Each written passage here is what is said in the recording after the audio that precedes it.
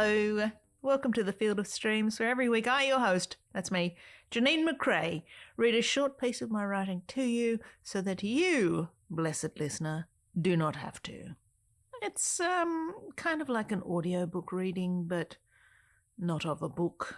More like I'm reading these personal essays that are sometimes essays and sometimes just creative writing upon an essay theme that's usually related to creativity or art or life or, you know, the fun stuff. Okay, admit it, Janeen, you don't really know what these things are, but I'm okay with that. I'm putting it out in the world and hopefully you are receiving it. Stop rambling. Let's get on with it. Before every episode that I read to you, I usually like to do a little bit of a preamble about where the idea came from and how it sort of ended up going in the direction that it goes. So today's episode. Some stuff happened last week. I don't know when you're listening to this, but while I have curtailed my possibly out of control social media consumption habits since then, I still have access to an archive of things that I've saved, which I always intended to explore the theme of and maybe write something about. One such piece of delicious fodder that I had saved was an interview excerpt from the artist, avant-garde musician, multimedia artist, filmmaker, pioneer type, she does it all, Laurie Anderson, an artist whose vibe and just way of being I covet and adore. If the name Laurie Anderson doesn't sound familiar, you've probably heard some of her work and not realised it. Oh, Superman comes to mind. She's an icon. Anyway, during the course of the interview, in a section where she was talking about not focusing so much on impressive or expensive gear when you're starting out, she made the following statement about scale. And the quote actually kicks off the episode when we get to it, so apologies for repeating it here. She said, quote, "Very dangerous art can be made with a pencil," end quote. Now, I was always going to use that quote as a launchpad for writing something, and originally, before the events of a certain week in November 2024, which was just last week for me as I'm recording this, it was going to be a very on-the-nose thing about aspiring to or even accidentally making dangerous art, about how the definition of dangerous art can be different to different people. Challenging art, sexy art, scandalous art, art that's dangerous for your brain, art that's dangerous for your wallet. And then, of course, I'm not just talking about art in galleries, but art as a broad grab bag of creativity encompassing big T, big A, the arts.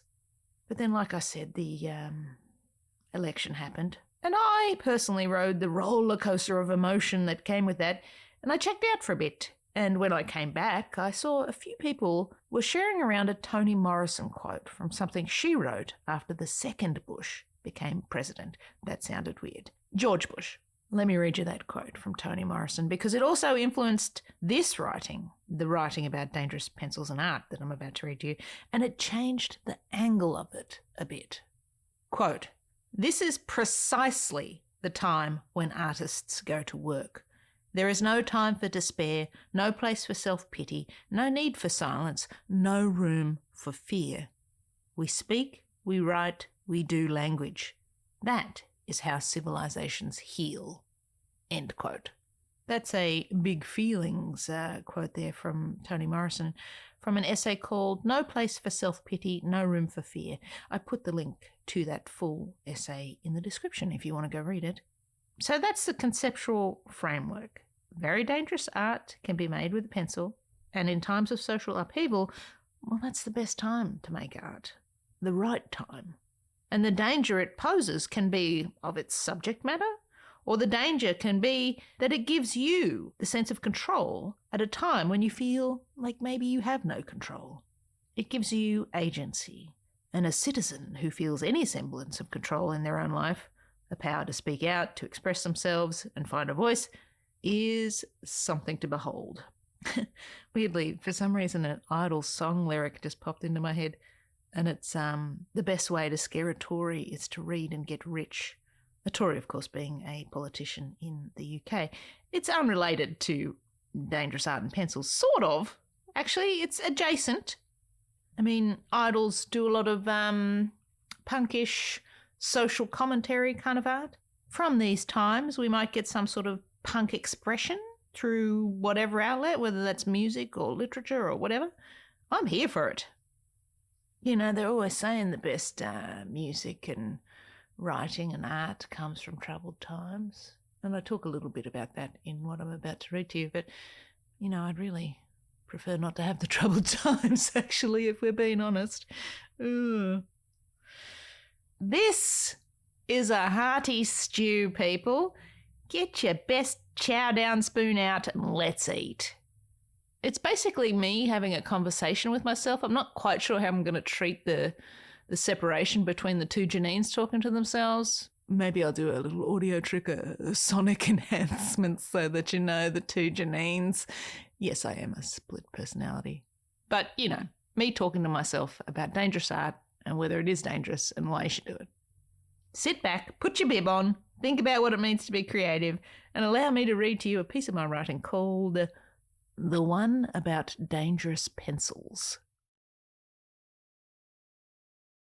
Quote, very dangerous art can be made with a pencil. End quote. Dangerous? Don't make me laugh. Art's not dangerous, it's useless. Pointless, pious and petty. It hangs itself in our lives and minds like some intellectually superior playground bully with an IQ it assures us is very high. It's elitist. You can't afford me, it says, sing-songing its bullshit from behind a velvet rope on some bright white wall in a gallery, the sound of an auctioneer's gavel thwacking from a far-off room. We feel a waft of air as rich people wave their Sotheby's paddles as applause. You don't understand me, it taunts from the shelves of some hoity-toity library, flipping to dense, impenetrable paragraphs that make us not even touch at its spine due to the shiver running down ours. Okay, Janeen, I get it. It says, I make you uncomfortable and you don't know why. Then it plucks at anxiety's harp at minute 87 of that thriller you got sucked into. The music swells, your body tenses up its goose flesh. It's not dangerous, it's irritating. I get what you're saying, but let me ask you this. If it's not dangerous, why do they want to ban so many books? Why do they put ratings on films to restrict who can and cannot watch them? Why do paintings get flagged for nudity on social platforms? Why do songs become things people march to? Art is dangerous. It's dangerous because it can change how people think, and that can change the world. The status quo gets its knickers in a knot about that. That's just dumb, big art-backed propaganda. I mean, how many people have been hurt by art? Physically? More than you think. Blame the metal sculptures. Some are quite sharp. But mentally? Well, harm is in the eye of the eye socket, which leads to the brain. But hey, you brought up propaganda. Let me ask you a follow-up question. Can propaganda be art? Can art be propaganda? Is propaganda just a cruel bastardization of the noble dream of art, of a tool of expression? Do propagandists view art as just another lever to pull, a frosting on a shitty cake that'll make the hoopleheads hold out a plate? Who doesn't love Cake Day? Do people who make propaganda mimic the mechanisms of art just to turn cogs in their manipulation machine? Propaganda can make evil things look good. Propaganda can make good things look evil. Propaganda is a lie held in a gorgeous frame, beginning and end. A slogan written in a notebook and printed on a t-shirt or wheat pasted onto a wall, chanted at a rally by flushed and ruddy faces. But is it art? Art makes me agitated. At times, yes, it is an agitator, a figure with a brick. But propaganda using art as a tool of delivery aside, art is dangerous because as a tool of expression, of the emotion of the times and moment in history, It allows people to share how they feel, verbally and visually, sharing how they view the world and what they are seeing. Art is how they pass it. And when other people view that art, that helps them to express and reflect and react. And that's what's dangerous. Art makes people think. Art is expression, not just of the artist, but of the times. I don't think propaganda is art. Propaganda is not expression, it's manipulation. You don't think art manipulates? Plato would like a word. What's Plato got to do with it? You and your obsession with the Greeks, ugh! Plato thought the arts were dangerous. He was, of course, talking about poets and poetry, probably a bit of drama, because the Greeks didn't really have the concept of the arts like we do. But... Weeds, you're going there. According to Plato's theory, which I'm going to apply to everything art-based, like most people do when they talk about this theory, art is an imitation of life, therefore not real. It is untrue. Art is a lie, and that's what makes it dangerous. Lies hurt the public.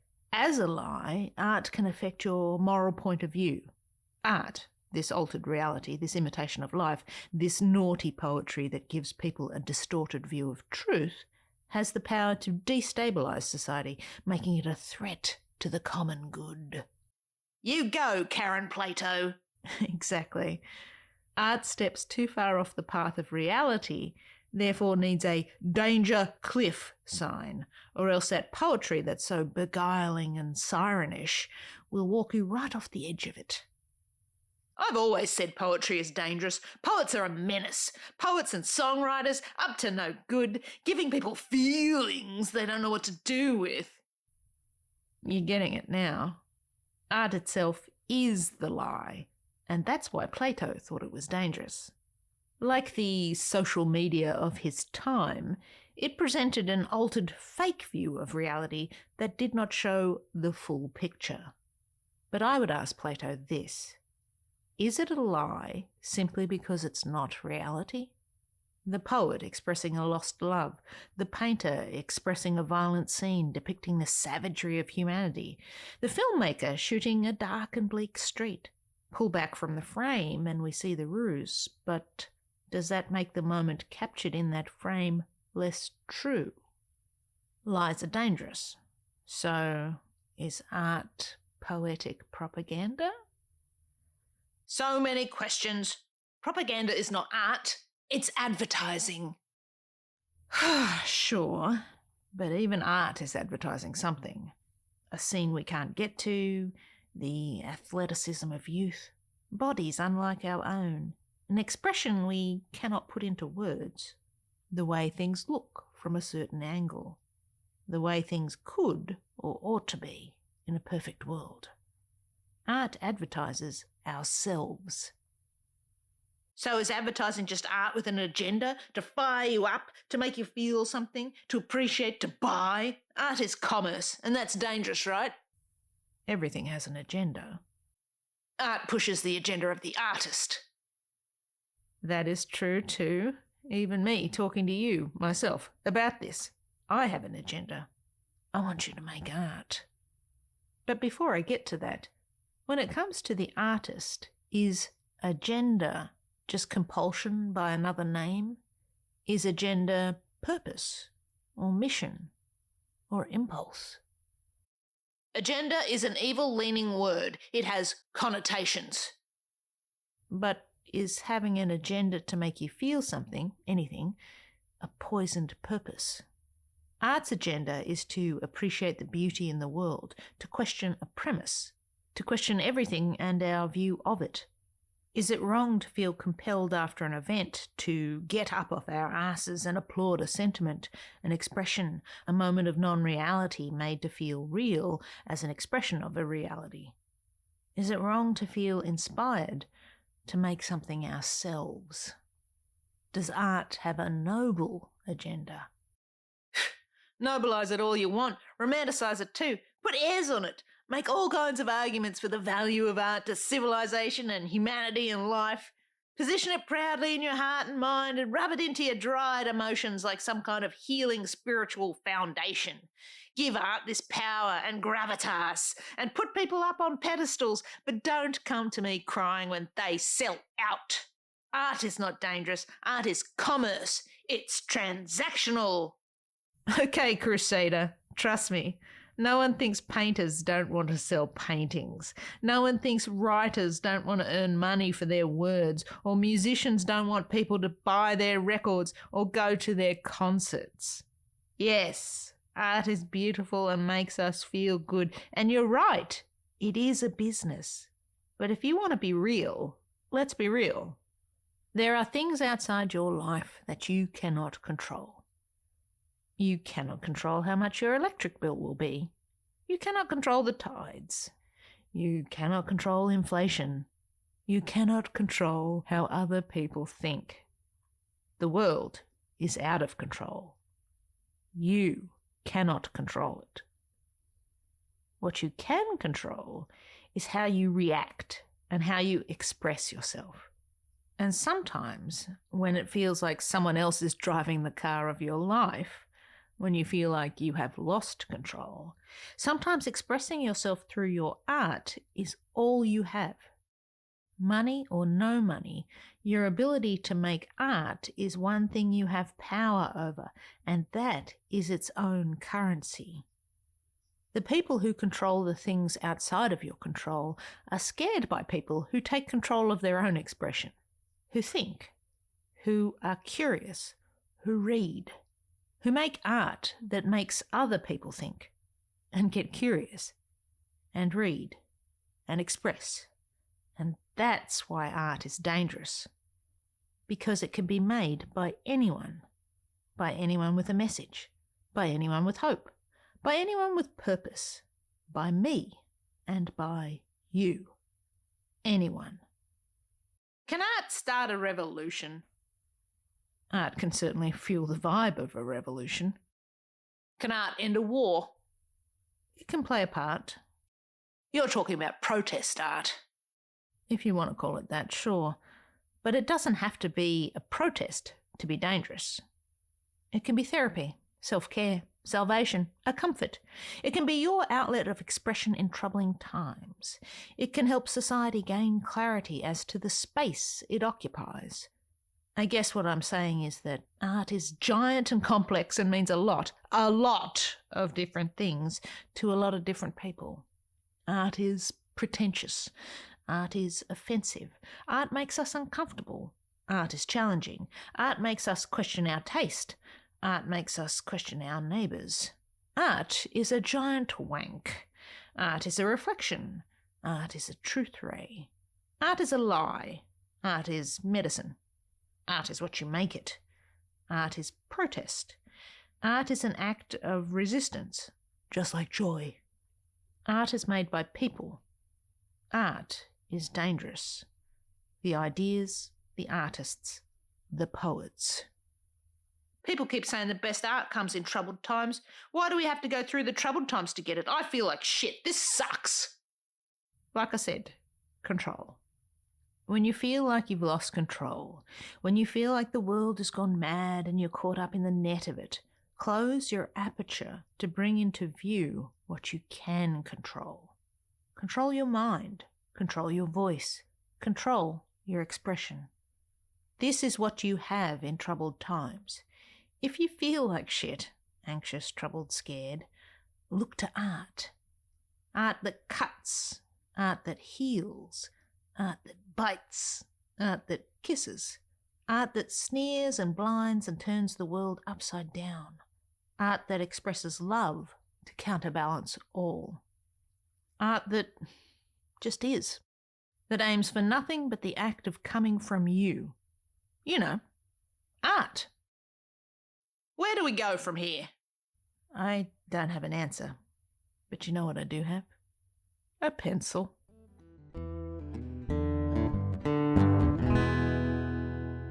And there you have it. Today's episode of Me Talking to Me. Pencils. Simple, easy, potentially dangerous. I share these missives my art as examples of my creative process at work and to show you that ideas can come from anywhere. Make something from your anywhere ideas. Make gestural sketches with your mind. This podcast and the writing it's based on, which is stuff from my newsletter called The Stream, and you can sign up for that at janeenmccrae.substack.com, are the imperfect exercises I do to keep my brain agile. If you enjoyed this episode, share it with a friend. But for now, I'll leave you with this. Love what you love, and I'll see you out there making stuff. Dangerous, dangerous stuff. Bye.